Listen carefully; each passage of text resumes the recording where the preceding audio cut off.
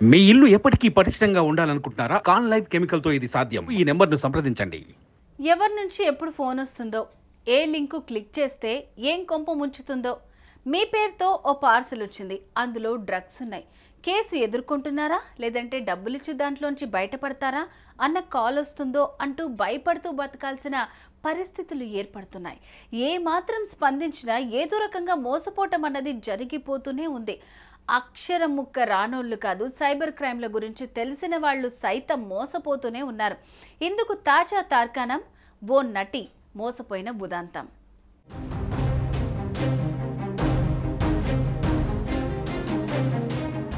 ఇదిగో ఇక్కడ మనం చూస్తున్న ఈ టీవీ నటి పేరు కీర్తి భట్. సీరియల్స్ నటిగానే కాదు, బిగ్ బాస్ ద్వారా ఎంతో ఫేమస్ అయిన ఈవిడకు చాలా ఇంపార్టెంట్ అయిన వస్తువు ఏదో కొరియర్ ద్వారా రావాల్సి ఉంది.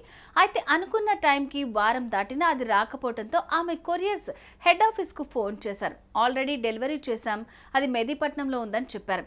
ట్రాక్ చేస్తే అది నిజమేనని తేలింది. ఆ తర్వాత కొద్దిసేపటికి కీర్తికి ఒక ఫోన్ వచ్చింది. మీ పార్సల్ ఇంటికి చేరుస్తాం, కాస్తంత అడ్రస్ అప్డేట్ చేయండి అన్నది దాని సారాంశం. కీర్తి భట్ వారు చెప్పినట్లే చేసింది. అయితే అప్డేట్ కావటం లేదు, నార్మల్ మెసేజ్ పంపిస్తున్నాం, దానికి రిప్లై ఇవ్వాల్సిందిగా వారు రిక్వెస్ట్ చేశారు. ఆ నెంబర్కు హాయ్ పెట్టిన వెంటనే కీర్తి మొబైల్కు ఓ లింక్ వచ్చింది. దాన్ని కాపీ చేసి వేరే నెంబర్కు పంపాలని కోరారు.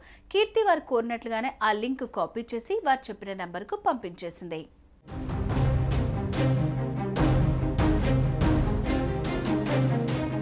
కొద్దిసేపటి తర్వాత అడ్రస్ అప్డేట్ అవుతుందన్నారు. అందుకు ₹2 ఛార్జ్ అవుతుందన్నారు.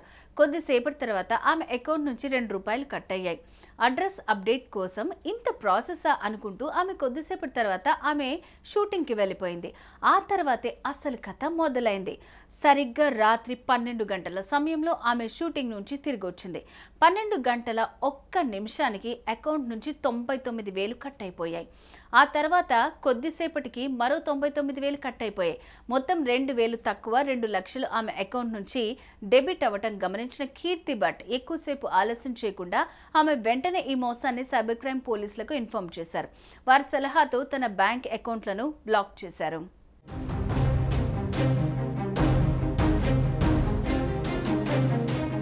ఆ వెంటనే సైబర్ క్రైమ్ పోలీసులు రంగంలోకి దిగారు. కీర్తికి సంబంధించిన సొమ్ము ఏ అకౌంట్కు ట్రాన్స్ఫర్ అయ్యిందన్నది గమనించారు. ఆ అకౌంట్ నుంచి ఆ సొమ్ము వేరే అకౌంట్కు ట్రాన్స్ఫర్ కాకుండా చేసేందుకు వారి అకౌంట్లను బ్లాక్ చేశారు. దీంతో కీర్తి పోగొట్టుకున్న 2.5 లక్షలున్న అకౌంట్లో సొమ్ము ఉండిపోయింది. ఆ సొమ్ము తిరిగి రాబట్టడం పెద్ద కష్టమేమీ కాదని సైబర్ క్రైమ్ పోలీసులు కీర్తి భట్కు హామీ ఇచ్చారు. మరోవైపు కీర్తి ఫోన్ చేసిన కొరియర్ కస్టమర్ కేర్ నంబర్ ఎవరిది? అది నిజంగా కొరియర్ ఆఫీస్దా లేదంటే ఫ్రాడ్ కస్టమర్ కేర్ నంబరా?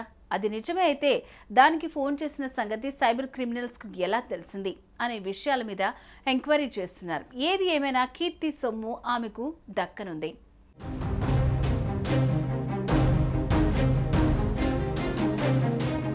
సో ఏ విషయానికి సంబంధించినా సరే మీ వాట్సాప్లోకి వచ్చే లింకుల్ని క్లిక్ చేయకపోవటం చాలా మేలు.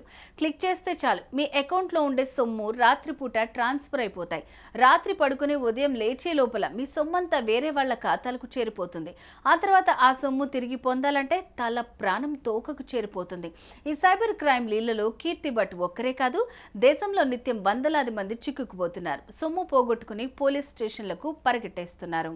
సుమన్ టీవీలో మీ పర్సనల్ అండ్ బిజినెస్ ప్రమోషన్స్ కోసం కింది నెంబర్కి కాంటాక్ట్ చేయండి.